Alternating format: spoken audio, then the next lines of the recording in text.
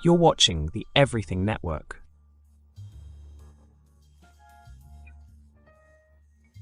Georgie Grosso dies for two reasons at the same time, tied to the drug side of the crew, and he keeps running his mouth about where his protection comes from. The problem is not only that he is selling drugs.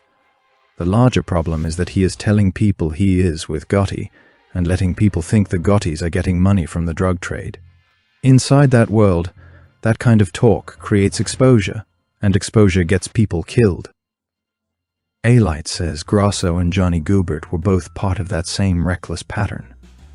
They were in the drug world, they were useful while money was flowing, and they did not know when to shut up.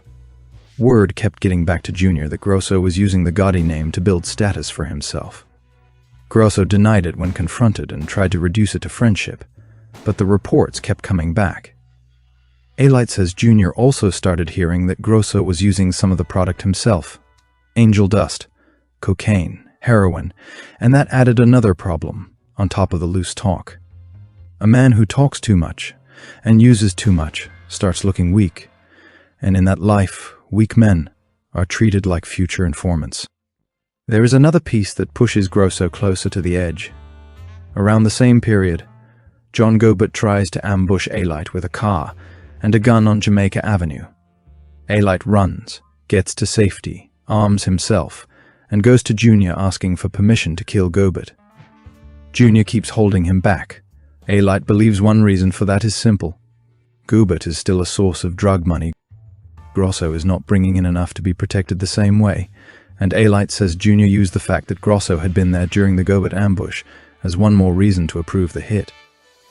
Once the order is given, the setup is built around comfort and familiarity. A-Light says the phrase inside the crew was to let him relax, and then take him out. He pulls together Phil Barone, an ex-New York City detective, Joey D., Nicky Tobia, a boyhood friend who worked as a Long Island cop and wanted into that life, and Tommy Chrissy. They watch Grosso's habits and learn that he regularly shows up late at the White Horse Tavern. The point is not speed. The point is to make the move look natural. The actual trap is simple. About a week before Christmas of 1988, they are already inside the White Horse Tavern on a Monday night with the football game on. Grosso comes in, sees familiar faces, and gets waved over. A-Light says he keeps himself sober by having the bartender pour him water while everyone else is getting vodka shots. They talk, laugh, and go over old neighborhood memories until Grosso starts to settle down and stops reading the room like a man in danger. When the game is winding down, A-Light suggests they keep the night going at an after-hours place near LaGuardia called the Executive Suite. Grosso first says he wants to go home, then changes his mind and goes along. He gets into a Chevy Blazer with Joey D driving, while A-Light and Phil Barone get in the back. When Grosso starts to sit in the rear, A-Light redirects him to the front seat. That detail matters, because it places him exactly where A-Light wants him, directly in front of the gunman. A second car follows behind with Tobia and Tommy Chrissy. A-Light describes it as the crash car, the backup vehicle in case something goes wrong. The original plan is to stop near a park off 88th Street and Atlantic Avenue, with A-Light pretending he has to step out. He says he changes that part because he does not want kids finding the body the next day. So the route keeps moving toward LaGuardia, and when they slow near the Jewel Avenue exit off the Grand Central Parkway, A-Light fires 3 shots into the back of Grosso's head. After the shooting, the body is dumped in brush near the guardrail by the Jewel Avenue exit, and the gun is thrown into a nearby lake. Then the whole thing turns cold right away. They go to the Esquire Diner in Queens and eat. A-Light remembers exactly what he ordered: a cheeseburger with extra cheese and a Coke. He also tells Joey D to clean out the Blazer thoroughly and get rid of it. The next morning, A-Light goes to meet Junior and tells him the job is done. They walk into the nail salon next to the Bergen, where they usually go, and that is where Gene Gotti comes into the picture. Junior starts talking too openly about what happened, and Gene immediately snaps at him for it. In this account, Gene's reaction is not moral outrage, it is operational anger. He thinks there could be bugs anywhere, even there, and he wants to know only whether the job actually happened the way A-Light said it did. Then comes one of the stranger details in the whole chain. Junior wants to go back and look at the scene for himself. A-Light drives him out toward the Jewel Avenue exit, and by then the place is full of police cars, investigators, and the coroner's van. They pass by while Grosso's body is being carried out. That moment tells a lot about Junior in this telling. He wants the hit done, he wants the message understood, and he wants to see the result with his own eyes. 4 days after Grosso's body is found, Junior is formally made into the Gambino family on Christmas Eve of 1988 in an apartment on Mulberry Street near the Ravenite. Sammy Gravano handles the induction. Michael Di Leonardo and 2 others go in the same night. John Gotti Sr. does not perform it himself, and later holds court at the club instead. That sequence is the point of the whole section. Grosso dies after being accused of using the Gotti name in the drug world, after acting like the protection behind him could be used as advertising, and after showing the kind of weakness that made people think he could become a risk. Junior comes out of that moment stronger, not weaker. A-Light's standing goes up because he has now done a major killing for the crew, but Junior gets the larger benefit. The hit lands, the warning goes out, and days later he is inside the family in a formal way. In that world, that is what counted. There is also a larger rule underneath all of it. A-Light says everybody knew the real arrangement. Drugs were being sold, money was being kicked up, and the men doing the work understood that if they were caught, they would be left to take the fall alone. The family could profit, but the family name could not be dragged into a case. Grosso broke that rule by talking too openly, by making himself look unstable, and by acting like being close to Junior meant he could say anything he wanted. In this account, that is what gets him killed. And that is why the Grosso hit is bigger than one murder. It shows how Junior's side of the family operated in that period.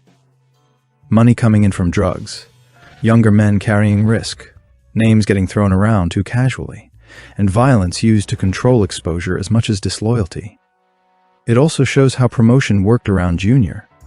A man could be reckless, greedy, and badly managed, but if he was feared, protected, and still moving upward inside the family line, the machine kept advancing him.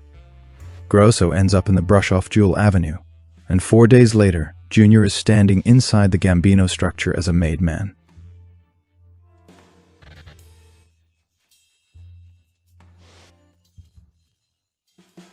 By the time Bobby Borriello was killed, the problem around him was already active. He was not just another name in Junior's circle.